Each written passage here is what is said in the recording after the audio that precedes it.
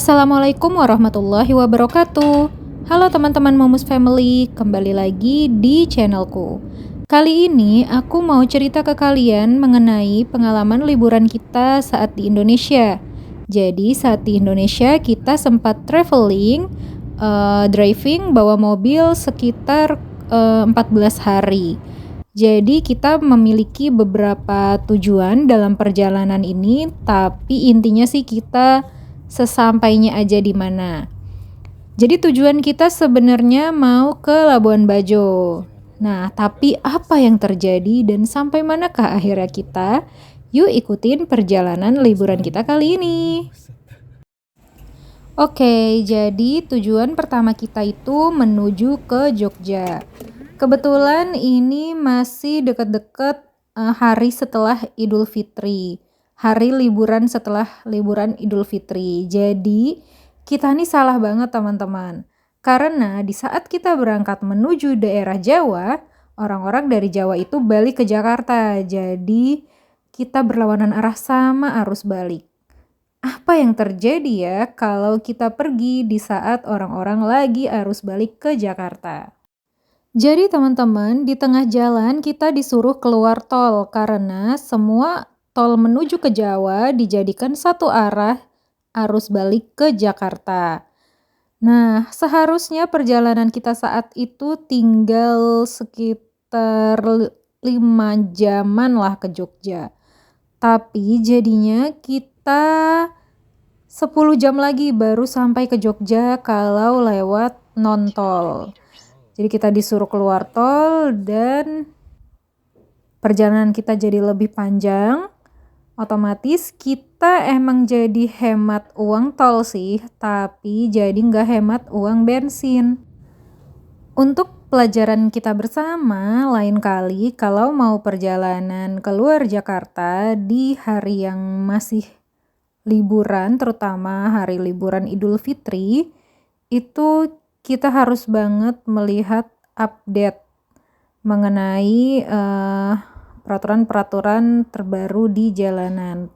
Nah, karena kita nggak update berita, jadi kita tuh nggak tahu kalau ternyata hari itu jam 2 siang tol menuju Jawa ditutup.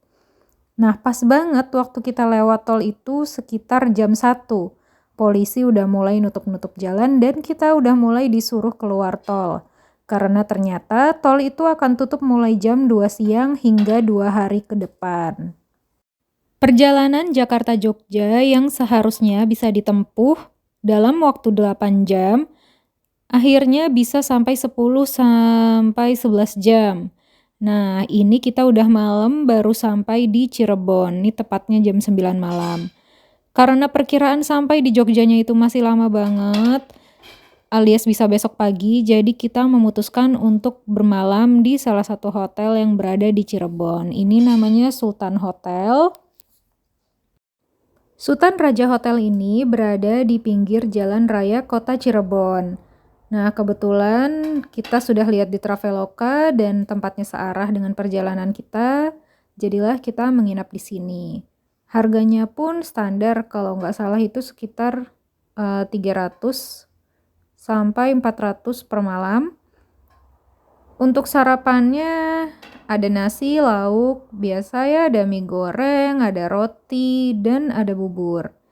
Jadi kita mau sarapan, setelah sarapan nanti kita akan langsung berangkat lagi menuju ke Jogja.